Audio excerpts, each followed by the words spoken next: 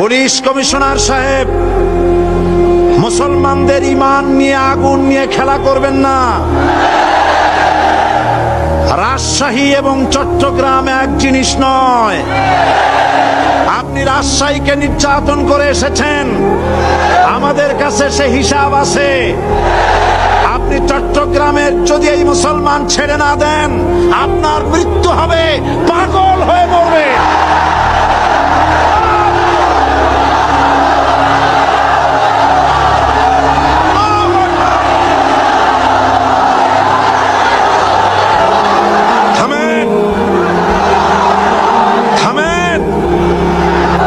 গতকাল এই মাহফিলে পুলিশ প্রশাসনকে অনুরোধ করেছিলাম, আজকের মাগরিবের নামাজের মধ্যে 40 জন নিরপরাধ কোরআন পাগল মুসলমানদেরকে জেল থেকে মুক্তি দেওয়ার জন্য। আপনারা তামসা মনে করবেন না। আল্লাহর গজবকে ভয় করেন পুলিশ কমিশনার, আল্লাহর গজবকে ভয় করুন।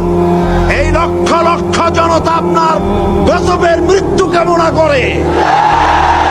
আপনি যদি কালকের জুমার আগে 40 জন ছেড়ে না দেন, এই মাহফিল থেকে এমন কঠোর কর্মসূচি ঘোষণা করা হবে, গোটা চট্টগ্রাম অচল হয়ে যাবে।